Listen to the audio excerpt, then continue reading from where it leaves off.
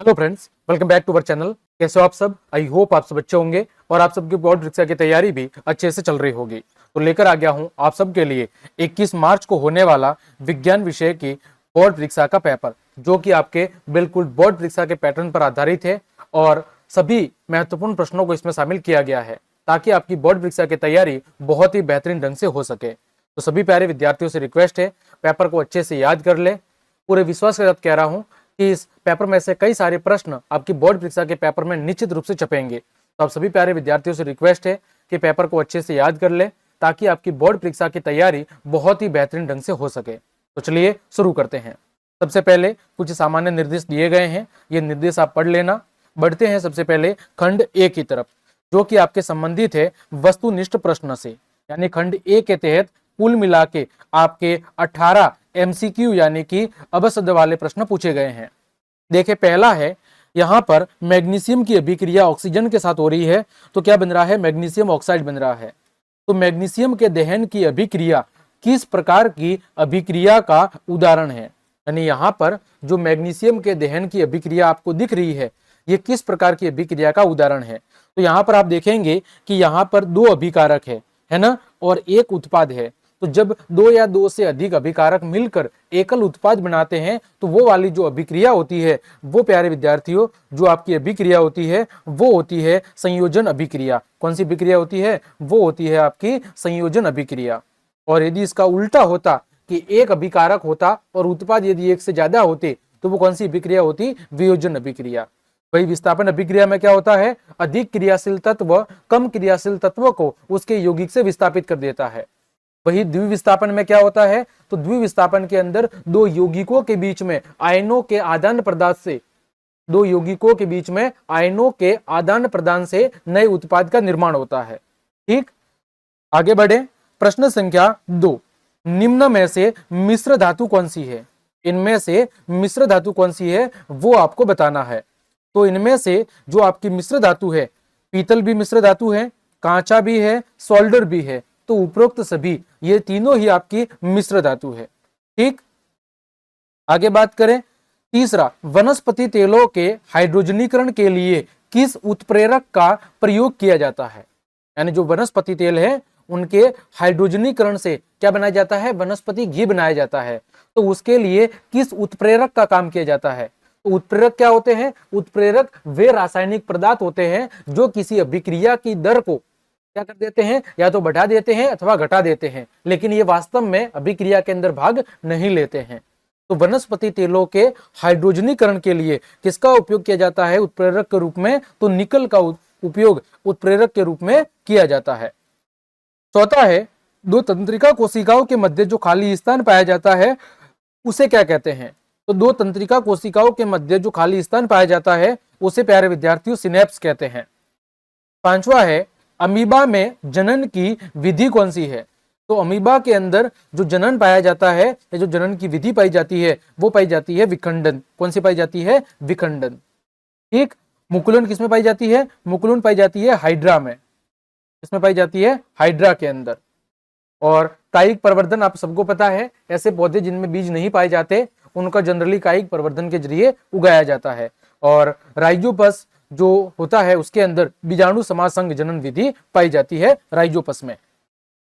आगे देखो, छठा, किसी बिंब का वास्तविक तथा समान साइज का प्रतिबिंब प्राप्त करने के लिए बिंब को उत्तल लेंस के सामने कहां पर रखेंगे? यानी कोई भी वस्तु है, हमें उसका वास्तविक और सेम टू सेम उसी माप का प्रतिबिंब प्राप्त करना है जितनी वस्तु की साइज है। तो फिर हम उस वस्तु यानी बिंब को उत्तल लेंस के सामने कहां पर रखेंगे ये आपको बताना है।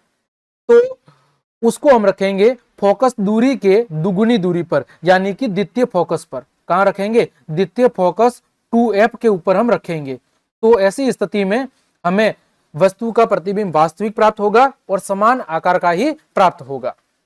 आगे बढ़े। सातवां है, किसी विद्युत बल्ब का अनुपातांक 220 वोल्ट तथा 100 वॉट है।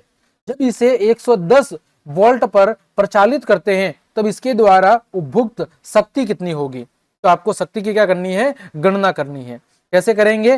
तो देखो, यहां पर P बराबर 100 वॉट है, बटे में किसका भाग देंगे, तो यहां पर बट्टे के अंदर हम 25 का भाग देंगे। किसका भाग देंगे, 25 का, क्योंकि शक्ति वोल्टेज के वर्ग के क्या होती है, समानुपाती होती है। जो शक्ति है वो वोल्टेज के वर्ग के क्या होती है, समानुपाती। तब वोल्टेज क्या हो जाएगा, आधा हो जाएगा। तो शक्ति कितनी हो जाएगी, 1/4, यानी जो शक्ति है वो वोल्टेज के वर्ग के क्या होती है, समानुपाती होती है। और जब वोल्टेज आधा हो जाता है, जब वोल्टेज आधा हो जाता है तो इसका मतलब क्या हुआ, इसका मतलब है कि जो शक्ति है वो कितनी हो जाएगी, शक्ति है आपकी वो 1/4 हो जाएगी। क्योंकि यहाँ पर वोल्टेज देखो आधा हुआ है, 220 वोल्ट से कितना हुआ है, 110 वोल्ट। तो जब वोल्टेज आधा हुआ है तो शक्ति कितनी हो जाएगी, 1/4 हो जाएगी। तो 100 में हम 25 का भाग दे देंगे, सॉरी 100 में हम किसका भाग देंगे, 4 का, क्योंकि 1/4 होगी। तो 100 में 4 का भाग दे देंगे तो कितना आ जाएगा, 25 वोल्ट। ऑप्शन नंबर स आपका सही जवाब होगा।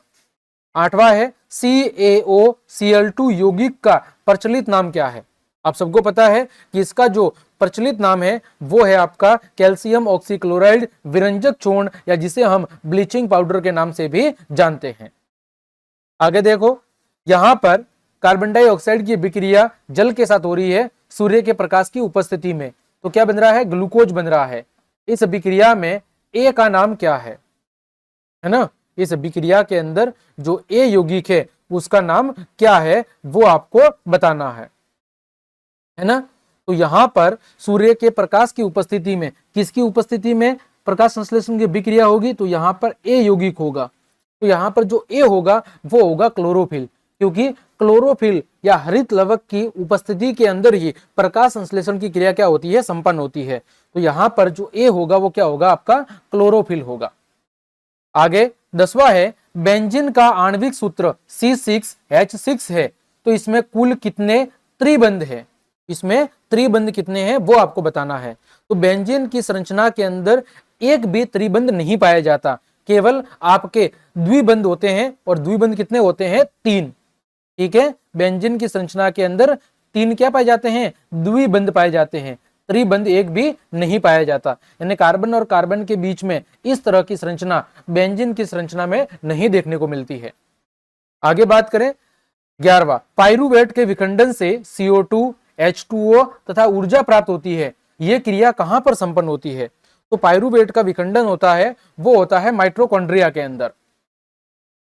12वां है, वर्षा के बाद छाया काल के समय बना इंद्रधनुष कौन सी दिशा में दिखाई देगा। कौन सी दिशा में दिखाई देगा, तो आपके वर्षा के समय, देखो यहां पर शाम के समय बोल रहा है, तो शाम के समय सूरज कौन सी दिशा में होगा, पश्चिम दिशा में। तो इंद्रधनुष कौन सी दिशा में बनेगा, उसकी विपरीत दिशा यानी कि पूर्व दिशा में। अगला है 13वां, कि जो मधुमेह रोग है वो किस हार्मोन की कमी से होता है। तो जो आपका मधुमेह रोग है वो इंसुलिन हार्मोन की कमी से होता है। आगे, चालक का प्रतिरोध निम्न में से कौन से कारक पर निर्भर नहीं करता है। चालक का प्रतिरोध इनमें से किस कारक पर निर्भर नहीं करता है, लंबाई पर करता है, अनुप्रस्थ काट के क्षेत्रफल भी करता है, और पदार्थ की प्रकृति पर भी निर्भर करता है।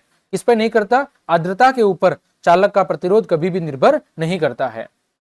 अगला 15वां है, निम्न में से प्राकृतिक पारितंत्र का उदाहरण नहीं है। प्रकृति के द्वारा निर्मित पारितंत्र का उदाहरण इनमें से कौन सा नहीं है। देखो, खेत, तालाब, वन, झील। तो जो खेत है वो प्राकृतिक परितंत्र का उदाहरण नहीं है। आगे संकरण, टी यानी कि यहां पर आपके कैपिटल किसको लंबाई प्रदर्शित कर रहा है, लंबेपन को, और स्मॉल टी बौनेपन को। इसका संकरण करवा रहे हैं वही कैपिटल टी और स्मॉल टी से। तो इन संततियों का जिन प्रारूप क्या होगा वो आपको बताना है। तो इन संततियों का जो जिन प्रारूप होगा वो होगा 1:1। क्या होगा, 1:1, यानी कि आपके 1:1 दो क्या होंगे, शुद्ध लंबे होंगे, और 2 शुद्ध लंबे होंगे, और 2 क्या होंगे, 2 आपके मिश्रित लंबे होंगे या अशुद्ध लंबे होंगे। तो 1:1 इसका क्या होगा, जिन प्रारूप होगा। आगे देखो, लघु पतन के समय परिपथ में विद्युत धारा का मान क्या हो जाता है, तो लघु पतन शॉर्ट सर्किट के समय परिपथ में विद्युत धारा का मान बहुत ज्यादा बढ़ जाता है। क्या हो जाता है, बहुत ज्यादा बढ़ जाता है।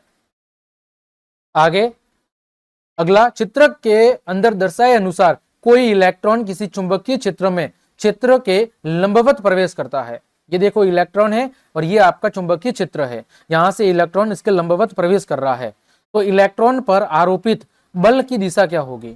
तो बल की दिशा क्या होगी? तो बल की दिशा यहां पर होगी आपके कागज के भीतर की ओर जाते हुए। कहां पर होगी? कागज के भीतर की ओर जाते हुए यहां पर बल की दिशा होगी। आगे देखो, रिक्त स्थान की पूर्ति कीजिए। दूसरा प्रश्न है रिक्त स्थान की पूर्ति कीजिए। पहली खाली जगह है, सफेदी करने के 2 या 3 मिनट बाद किसका निर्माण होता है? यहाँ पर 2 या 3 मिनट की जगह शायद हो सकता है दिन होंगे, है ना, हो सकता है गलत टाइप हो गया होगा। तो सफेदी करने के 2 या 3 दिनों के बाद किसका निर्माण होता है? कैल्शियम कार्बोनेट का, CaCO3 का निर्माण होता है, जिसकी वजह से दीवारों पर क्या आ जाती है? चमक आ जाती है। आगे, हार्मोन की क्रिया को खाली जगह क्रियाविधि नियंत्रित करती है। कौन सी क्रियाविधि? तो पुनर्भरण क्रियाविधि। हार्मोन की क्रिया को पुनर्भरण क्रियाविधि क्या करती है? कंट्रोल करती है। फिर सिनाबार कौन सी धातु का अयस्क है? तो सिनाबार आपके पारा यानी मरकरी का क्या है? मरकरी धातु का एक अयस्क है। चौथी खाली जगह, विद्युत उपकरण एक घरेलू परिपथ के अंदर कौन से क्रम में जुड़े होते हैं? तो समांतर क्रम में। कौन से क्रम के अंदर जुड़े होते हैं? समांतर क्रम में। अगला, एक कूलाम आवेश में कितने इलेक्ट्रॉन होते हैं? तो 6.25 गुणा 10 की घात 18 कूलाम। ठीक है, एक कूलाम आवेश के अंदर 6.25 गुणा 10 की घात 18 इलेक्ट्रॉन पाए जाते हैं। छठी खाली जगह है कि हरे पौधों की पत्तियों के द्वारा प्राप्त होने वाली सौर ऊर्जा का खाली जगह भाग खाद्य ऊर्जा में परिवर्तित करते हैं। तो कितना भाग? 1% भाग। कितना भाग? केवल और केवल 1% भाग ही खाद्य ऊर्जा के अंदर परिवर्तित होता है। आगे बढ़े, प्रश्न संख्या 3, अति लघु उत्तरात्मक प्रश्न। पहला है, CO2 की इलेक्ट्रॉन बिंदु संरचना बनानी है। किसकी? CO2 की। तो देखिए CO2 की इलेक्ट्रॉन बिंदु संरचना कैसे बना सकते हैं आप? तो यहां पर कार्बन है और यहां पर यह आपका क्या है? ऑक्सीजन, यानी कि कुछ इस तरह ये क्या हो जाएगी? आपके CO2 की इलेक्ट्रॉन बिंदु संरचना। अगला है दूसरा, रंध्रों के खुलने व बंद होने से क्रियाविधि, रंध्रों के खुलने व बंद होने की क्रियाविधि कौन सी कोशिकाओं के द्वारा नियंत्रित होती है? रंध्रों के खुलने व बंद होने की क्रियाविधि कौन सी कोशिकाओं के द्वारा क्या होती है? नियंत्रित होती है। तो इसका सही उत्तर होगा द्वार कोशिकाएं। इसके जरिए, द्वार कोशिकाओं के जरिए, ठीक है, क्या होती है? ये गतिविधि कंट्रोल होती है, जिन्हें गार्ड सेल्स भी कहते हैं। क्या कहते हैं? गार्ड सेल्स भी कहते हैं। तीसरा, नर में पाए जाने वाले लैंगिक हार्मोन का नाम लिखिए। आप सबको पता है टेस्टोस्टेरोन होता है। अगला चौथा है, स्वपरागण को परिभाषित कीजिए। तो स्वपरागण, जब किसी फूल के परागकण उसी फूल पर या उसी पौधे के किसी अन्य फूल के वर्तिकाग्र पर स्थानांतरित होते हैं तो उसे क्या कहते हैं? स्वपरागण कहते हैं। जब एक ही फूल के परागकण उसी फूल या उसी फूल के किसी अन्य भाग के वर्तिकाग्र पर स्थानांतरित होते हैं तो उसे क्या कहते हैं? स्वपरागण कहते हैं। पांचवा है, सरीसृपों में लिंग निर्धारण कौन सी क्रिया पर निर्भर करता है? तो सरीसृपों के अंदर लिंग निर्धारण किस पर निर्भर करता है? तापमान पर।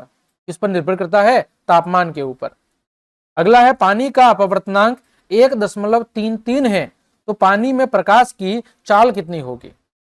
पानी के अंदर प्रकाश की चाल, तो पानी में प्रकाश की चाल बराबर क्या होगा? C/V होगा।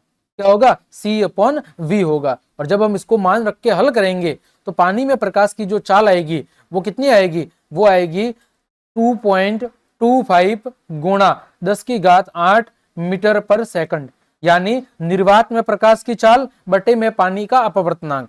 निर्वात में पानी की चाल बटे में पानी का अपवर्तनांक, है ना। तो इसका मान कितना आ जाएगा? 2.25 गुणा 10 की घात 8 मीटर पर सेकंड आ जाएगा। आगे सातवां है, दृष्टिप्रास क्या है? तो दृष्टिप्रास वह अधिकतम दूरी होती है जिस तक कोई व्यक्ति स्पष्ट रूप से देख सकता है, वही उसकी क्या कहलाती है? दृष्टिप्रास कहलाती है। वह अधिकतम दूरी जिस दूरी तक कोई व्यक्ति स्पष्ट रूप से वस्तुओं को देख पाता है वही उसकी क्या कहलाती है? दृष्टिप्रास कहलाती है। 8वां, दो चुंबकीय चित्र रेखाएं एक दूसरे को प्रतिच्छेद क्यों नहीं करती है? देखो, दो चुंबकीय चित्र रेखाएं कभी भी एक दूसरे को काटती नहीं है, प्रतिच्छेद नहीं करती है। क्यों? क्योंकि यदि वो ऐसा करेगी तो उस प्रतिच्छेद बिंदु पर चुंबकीय क्षेत्र की दो दिशाएं होगी, जो कि कभी भी संभव नहीं है, क्योंकि सदैव और सदैव चुंबकीय क्षेत्र की केवल और केवल एक दिशा होती है। लेकिन यदि दो चुंबकीय चित्र रेखाएं एक दूसरे को काटेगी तो उस प्रतिच्छेद बिंदु पर चुंबकीय क्षेत्र की क्या होगी? चुंबकीय क्षेत्र की दो दिशा प्रदर्शित होगी, जो कि कभी भी संभव नहीं है। 9वां है, सूर्य के प्रकाश में श्वेत रंग का सिल्वर क्लोराइड धूसर रंग का क्यों हो जाता है?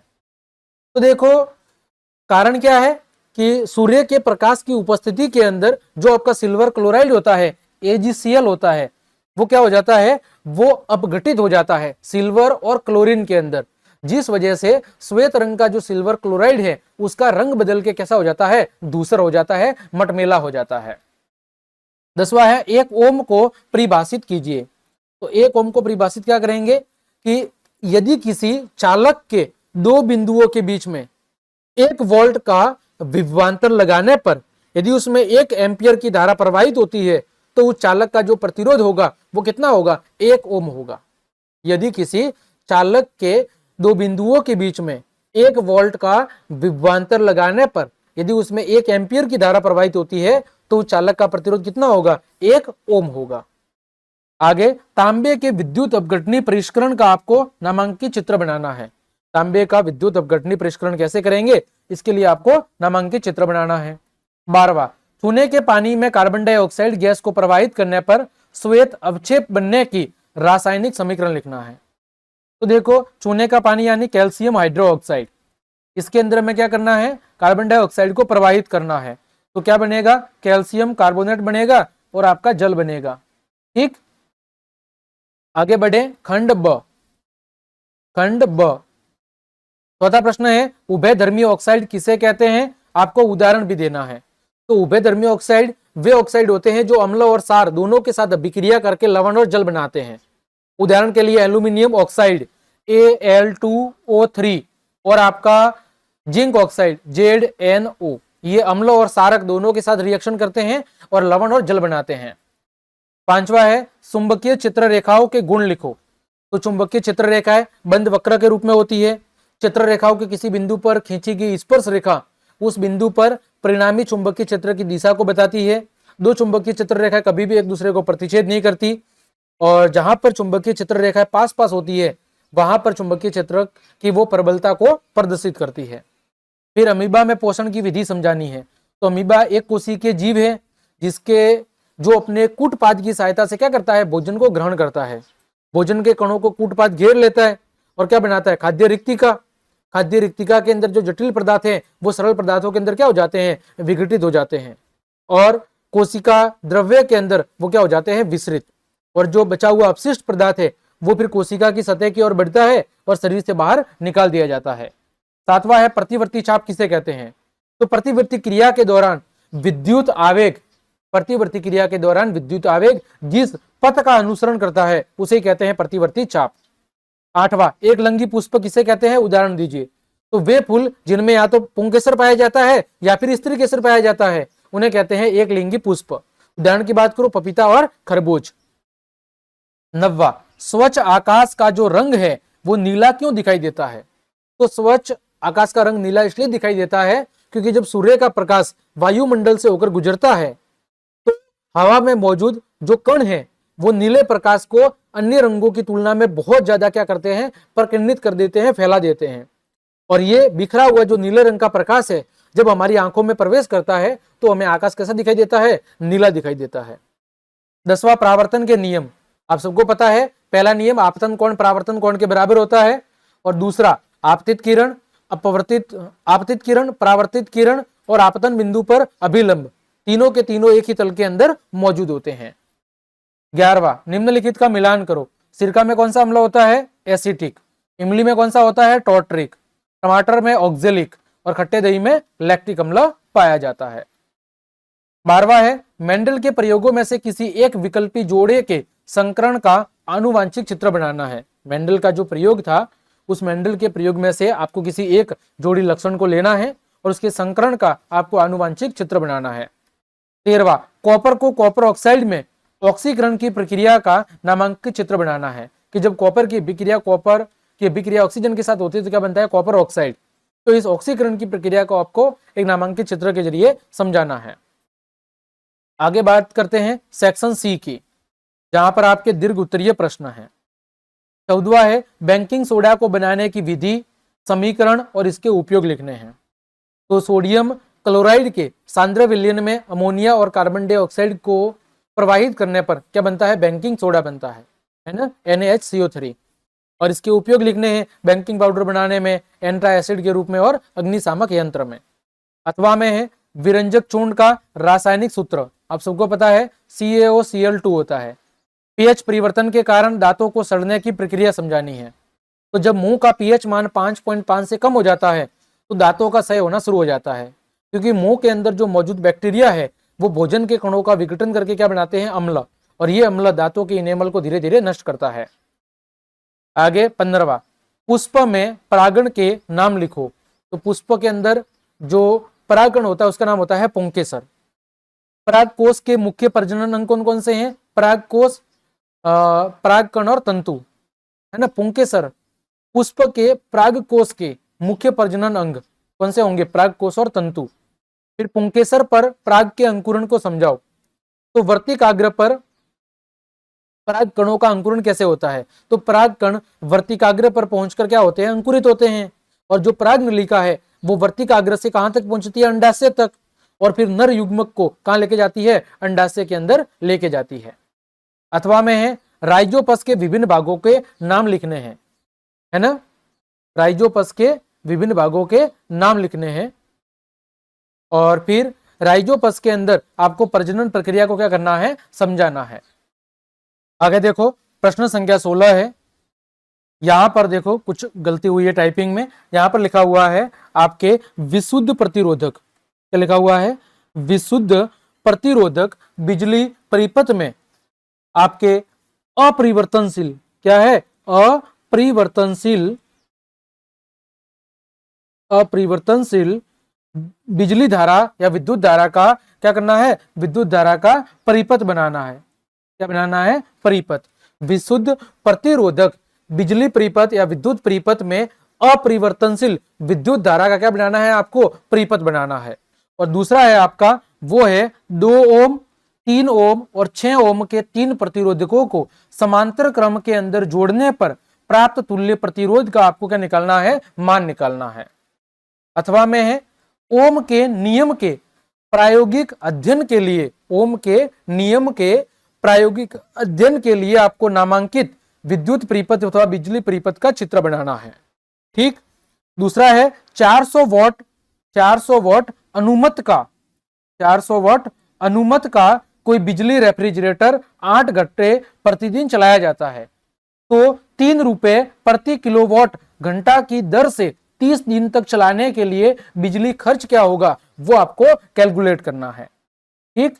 17वां है टिप्पणी लिखिए, ओजोन परत का ह्रास और कचरा प्रबंधन, इन दोनों के ऊपर आपको टिप्पणी लिखनी है। आगे बढ़े खंड द, जो कि आपका निबंधात्मक प्रश्न। 18वां है असंतृप्त हाइड्रोकार्बन का हाइड्रोजनीकरण कैसे होता है, यह आपको बताना है। असंतृप्त हाइड्रोकार्बन का हाइड्रोजनीकरण कैसे होता है। और दूसरा है साबुन और अपमार्जक में आपको अंतर बताना है। अथवा में समजातीय श्रेणी के कोई 3 गुणधर्म लिखने हैं। और दूसरा है मिसेल निर्माण की प्रक्रिया को समझाना है। आगे 19 है उत्सर्जन तंत्र की संरचनात्मक व कार्यात्मक एकक अथवा इकाई क्या है, आप सबको पता है नेफ्रॉन है। दूसरा है आपका कृत्रिम अपोहन को समझाना है, कृत्रिम अपोहन को समझाना है। और तीसरा है रक्त दाब मापने वाले यंत्र का क्या बताना है, नाम बताना है। ठीक। अथवा में है रंध्र क्या है, श्वसन में ग्लूकोज के विभिन्न पथों को समझाना है। और अगला है आपका वो है पर्णवाहक या जिसे हम कहते हैं फ्लोएम, फ्लोएम के आपको क्या लिखने हैं, कार्य लिखने हैं कि फ्लोएम के कार्य क्या होते हैं। 20वां है आपका प्रश्न वो है अपवर्तनांक मापन क्या होता है, या अपवर्तनांक का मात्रक क्या होता है, ऐसे भी आप कह सकते हैं। दूसरा है कांच के आयताकार स्लैब से अपवर्तन का चित्र बनाना है, और तीसरा है उत्तल दर्पण के आपको उपयोग लिखने हैं। अथवा में है लेंस शक्ति अथवा लेंस की क्षमता को किसे कहते हैं, इसको परिभाषित करना है। और दूसरा है अवतल लेंस के सामने जब वस्तु अनंत और प्रकाशिक केंद्र के बीच में कहीं पर भी स्थित हो तो किरण चित्र बनाकर प्रतिबिंब की आपको प्रकृति समझानी है। और अंतिम है आवर्धन से आप क्या समझते हैं। तो प्यारे विद्यार्थियों, ये था कक्षा 10 विज्ञान विषय का पेपर। उम्मीद करता हूं ये पेपर आपकी बोर्ड परीक्षा की दृष्टि से काफी महत्वपूर्ण साबित होगा और इस पेपर में से कई सारे प्रश्न आपके बोर्ड परीक्षा में निश्चित रूप से छपेंगे। तो आप सभी प्यारे विद्यार्थियों से रिक्वेस्ट है कि इस पेपर को अच्छे से तैयार कर ले। यदि आपको किसी भी प्रश्न का उत्तर नहीं मिल रहा है तो आप मुझे कमेंट करके जरूर बता दें, मैं उस प्रश्न का उत्तर आपको प्रोवाइड करवा दूंगा। उम्मीद करता हूं मेरी ये क्लास और मेहनत आपके लिए उपयोगी साबित होगी। तो यदि आपको मेरी क्लास और ये मेहनत पसंद आई है तो फिर लाइक, कमेंट, शेयर और सब्सक्राइब जरूर कर दें। मिलते हैं अगले क्लास में, तब तक के लिए आप सबको जय हिंद, जय भारत।